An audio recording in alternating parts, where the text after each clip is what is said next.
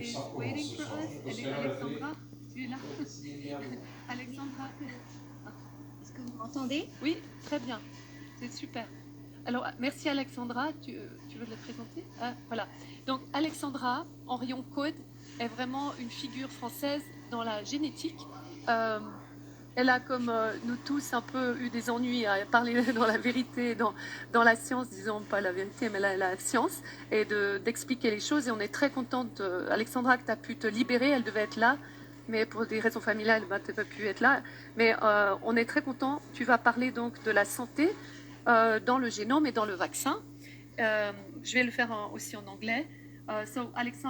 Alexandra Henrion-Caude est donc généticienne. Elle est très connue en France.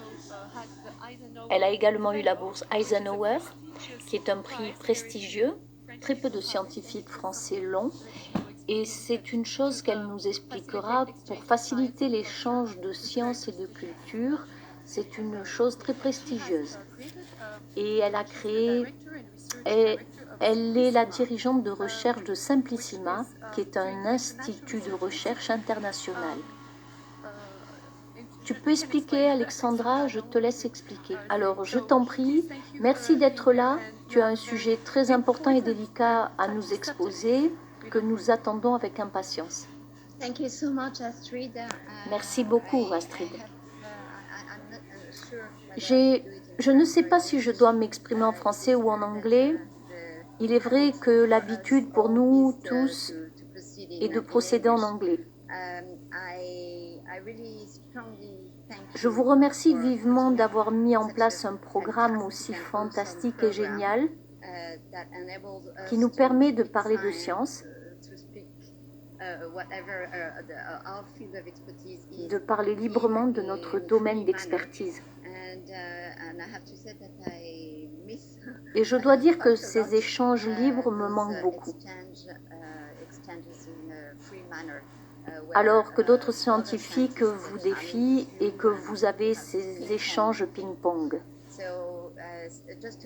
Donc, juste pour donner un petit aperçu de ce que je fais à l'Institut de recherche Simplissima, c'est en fait très opportun. L'idée était de trouver des solutions simples, des solutions de santé simples qui pourraient être des solutions éthiques, durables à faible coût. Mais en gros, ce que nous voyons actuellement, ce sont les stratégies les plus compliquées, ou le moins appropriées, ou les moins éthiques. Donc, pour commencer ma présentation, je vais partager mon écran, mais je ne peux pas partager mon écran. Si, je peux y arriver.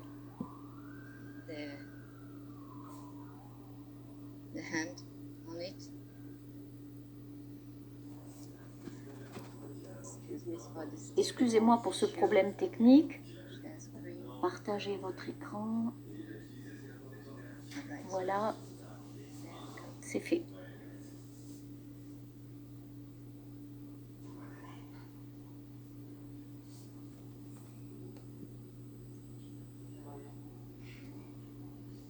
Commencez. Vous voyez bien? C'est bien, vous pouvez y aller. C'est bien. D'accord.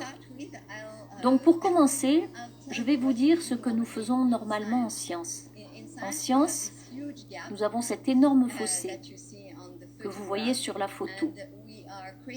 Et nous sommes assez fous pour penser que nous pouvons combler ce fossé avec un tel pont.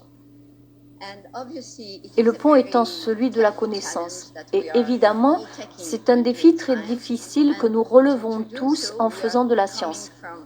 Et pour ce faire, nous prenons ce que nous avons, c'est-à-dire la matière que j'appellerais la science commune, et nous visons à combler le fossé grâce à des découvertes, idéalement grandes, qui sont des percées, et un certain nombre de ces percées créent le chemin de la connaissance afin d'atteindre l'esprit de la science extraordinaire. Et pour moi, l'esprit est l'inspiration. L'inspiration de la théorie que nous avons dans la science sont les lois que nous mettons en place dans la science. Cela signifie que cette théorie ou ces lois, les lois sont notre terrain d'entente, mais la théorie est comme un plafond que l'on veut briser à un moment donné. Parce que nous savons tous que c'est une théorie et que donc nous n'en avons pas la preuve. Einstein a élaboré une théorie, Darwin a élaboré une théorie, et ce sont là des exemples très inspirants à une époque de l'histoire. Et l'idée est vraiment de jeter un pont entre les époques vers telle ou telle théorie, ou vers d'autres théories. Et donc, évidemment, il n'y a pas de consensus scientifique pur. Et je dis cela parce qu'en France, la décision de notre gouvernement a été de mettre en place une, disons, organisation du moins en termes scientifiques de consensus, en réaction à ce qui s'est passé pour faire face à des gens comme moi qui ont émis une voix qui était un peu différente de toutes les voix qui furent entendues tout le temps. J'ai un écho. How can I do that?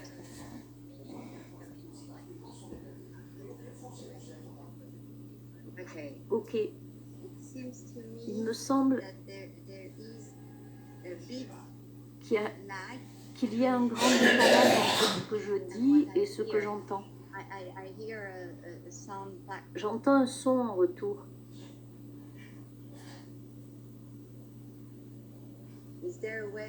Y a-t-il un moyen pour que je n'ai pas d'écho?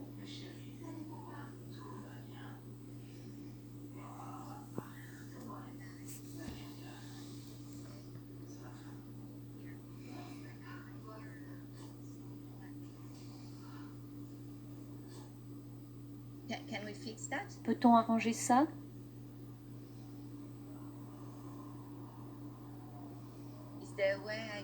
Si c'est loin, je peux arranger ça? Tu entends une voix en arrière? Oui, j'entends un écho en arrière très lointain et c'est très dérangeant. Non, quand je t'entends, c'est parfait. Mais quand je parle, il y a un espèce d'écho de moi, de ma propre voix, avec un énorme décalage. C'est retour. Mais pas quand on est en... Ouais, tu as le premier zoom, alors c'est peut-être pour ça. Hein? Du coup, je sais... Attends 2 secondes, ils sont en train de regarder à ta message. Qu'est-ce qu'on fait? C'est juste pour savoir.